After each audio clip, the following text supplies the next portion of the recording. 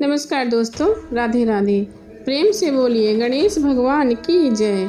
बुधवार का दिन बड़ा ही खास होता है और इस दिन गणेश भगवान की पूजा की जाती है। गणेश जी में आस्था रखने वाले लोग इस दिन बड़ी श्रद्धा के साथ उनकी पूजा अर्चना और व्रत करते हैं। बुधवार का व्रत का महत्व। बुध को बुद्धि का कारक माना जाता है, जो कि एक महत्वपूर्ण ग्रह भी है। अगर किसी की कुंडली में बुध खराब हो तो उसके जीवन में कभी तरक्की नहीं होती, साथ ही उसे कभी भी कामयाबी नहीं मिलती। बुध को व्यापार और बहन बेटी का भी कारक माना जाता है। इस दिन भगवान गणेश का दिन होता है, जो बुद्धि के देवता माने जाते हैं, जो अपने भक्तों के सभी विघ्न बाधाओं को हर लेते हैं, इसलिए उन्हें विघ्नहर्ता भी कहा जाता है। अगर कोई इनका सच्चे मन से पूजन करे तो उनको जीवन में कभी धन और सुख समृद्धि की कमी नहीं होती। इस व्रत को करने से आपके यहाँ अन्न के भंडार कभी खाली नहीं होते। भगवान गणेश विघ्नहर्ता भी कहे जाते हैं। उनकी पूजा अर्चना करने से जीवन में सभी दुख दूर हो जाते हैं। इस दिन व्रत रखने का भी विधान है। अगर कोई इस दिन सच्चे मन से गणेश जी की आराधना करता है तो उसके जीवन में धन और सुख समृद्धि की कमी नहीं रहती। यदि आपका कमाया हुआ धन व्यर्थ जा रहा है तो बुधवार का व्रत जरूर करें। बुधवार व्रत की पूजा विधि। गणेश जी की पूजा करने से पहले संकल्प लें, क्योंकि किसी भी पूजा को शुरू करने से पहले संकल्प लेना आवश्यक होता है। बुधवार को व्रत 7, 21 या 45 बुधवार तक किया जाना चाहिए और इसकी शुरुआत महीने के शुक्ल पक्ष से करने उचित माना जाता है। किसी भी व्रत की शुरुआत पितृ पक्ष या कृष्ण पक्ष में नहीं करनी चाहिए। बुधवार को स्नान ध्यान से निर्वृत्त होकर सबसे पहले तांबे के पात्र में भगवान गणेश जी की मूर्ति स्थापित करें। पूजा के लिए पूर्व दिशा की ओर मुख करना शुभ माना जाता है। यदि पूर्व दिशा में मुख करना संभव न हो तो आप उत्तर की ओर मुख करके पूजा की शुरुआत कर सकते हैं। आसन पर बैठकर भगवान गणेश जी को फूल, धूप, दीप, कपूर, चंदन से पूजा अर्चना करें। मान्यता है कि पूजा में दूब यानी दूर्वा अर्पित करना बहुत शुभ माना जाता है। इसके बाद गणेश जी को मोदक अर्पित करें। इसके बाद गणेश मंत्र का 108 बार जाप करें। अब सुने बुधवार की व्रत कथा। एक बुढ़िया थी, वो बहुत गरीब थी और अंधी थी। उसके एक बेटा और बहू था। वह बुढ़िया सदैव गणेश जी की पूजा किया करती थी। एक दिन गणेश जी ने प्रकट होकर उस बुढ़िया से कहा, हे बुढ़िया माँ, तू जो चाहे सो मांग ले। बुढ़िया बोली, मुझसे तो मांगा नहीं जाता, मैं कैसे मांगू। तब गणेश जी बोले, अपने बेटे और बहू से पूछ कर आना। तब बुढ़िया ने अपने बेटे और बहू से कहा, गणेश जी कहते हैं कुछ मांग ले, बता मैं क्या मांगू। पुत्र ने कहा, माँ तो धन मांग ले। बहू से पूछा तो बहू ने कहा, नाती मांग ले। तब बुढ़िया ने सोचा कि ये तो अपने मतलब की बातें कर रहे हैं। अंत में उस बुढ़िया ने पड़ोसन से पूछा तो उन्होंने कहा, बुढ़िया तू तो थोड़े दिन ही जिएगी, क्यों तू धन मांगे और क्यों नाती मांगे। तू अपनी आंखों की रोशनी मांग ले, जिससे तेरी जिंदगी आराम से कट जाए। इस पर बुढ़िया बोली, यदि आप प्रसन्न हैं तो मुझे 9 करोड़ की माया दे, निरोगी काया दे, अमर सुहाग दे, आंखों की रोशनी दे, नाती दे, पोता दे और सब परिवार को सुख दे और अंत में मोक्ष दे। यह सुनकर गणेश जी बोले, बुढ़िया माँ, तूने तो मुझे ठग दिया, फिर भी जो तूने मांगा है वचन के अनुसार सब तुझे मिलेगा। और यह कहकर गणेश जी अंतर ध्यान हो गए। उधर बुढ़िया माँ ने जो कुछ मांगा था वह सब कुछ उसे मिल गया। हे गणेश जी महाराज, जैसे तुमने उस बुढ़िया माँ को सब कुछ दिया वैसे सबको देना। प्रेम से बोलिए गणपति महाराज की जय। अब सुने दूसरी कथा। एक दिन पार्वती माता स्नान करने के लिए गई, लेकिन वहां पर कोई रक्षक नहीं था। इसलिए उन्होंने चंदन के पेस्ट से एक लड़के का अवतार बना दिया और उसका नाम रखा गणेश।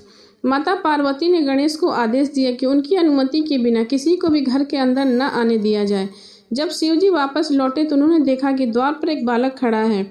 जब बालक वे अंदर जाने लगे तो उस बालक ने उन्हें रोक दिया और नहीं जाने दिया। यह देख शिवजी क्रोधित हुए और अपने सवारी बैल नंदी को उस बालक से युद्ध करने को कहा, पर युद्ध में उस छोटे बालक से नंदी को हरा दिया। यह देखकर भगवान शिव जी ने क्रोधित होकर उस बालक गणेश का सर काट दिया। अब माता पार्वती वापस लौटी तो वह बहुत दुखी और जोर जोर से रोने लगी।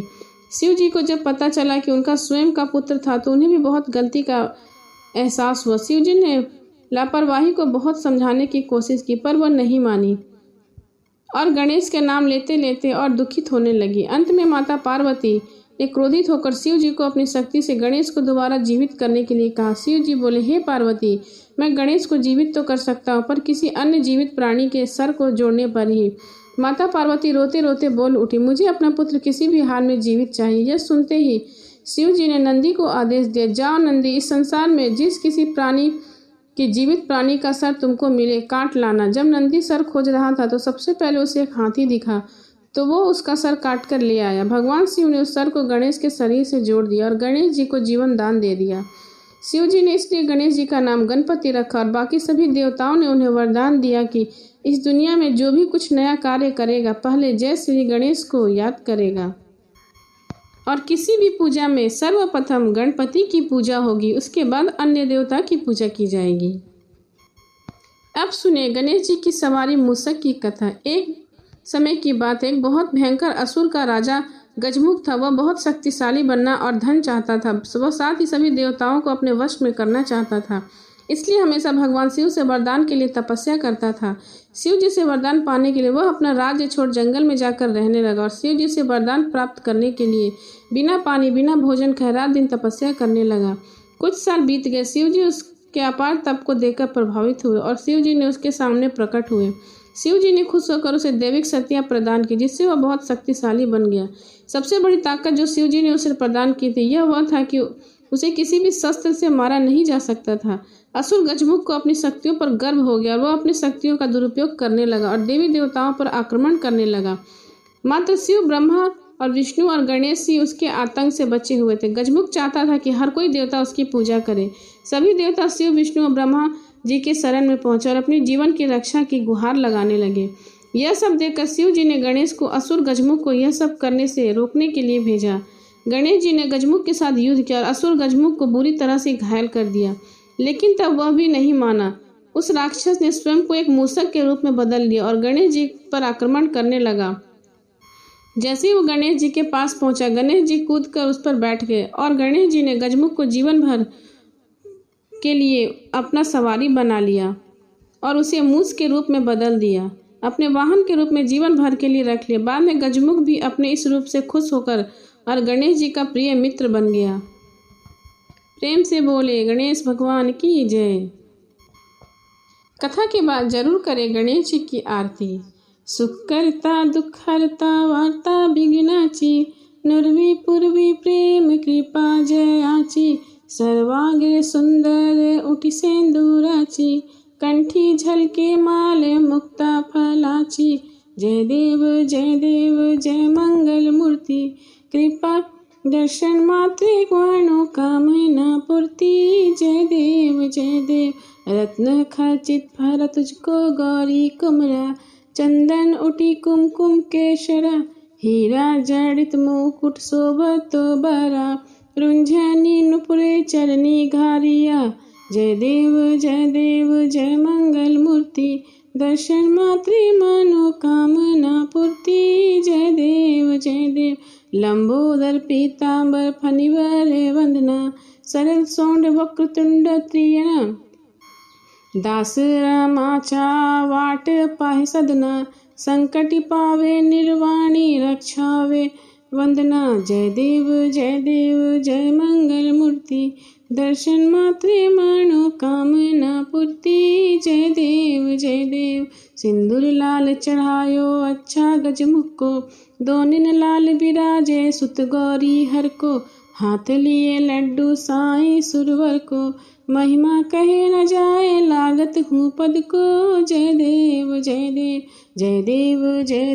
जय मंगल मूर्ति, दर्शन मात्रे मनोकामना पूर्ति, जय देव। प्रेम से बोलिए गणपति महाराज की जय।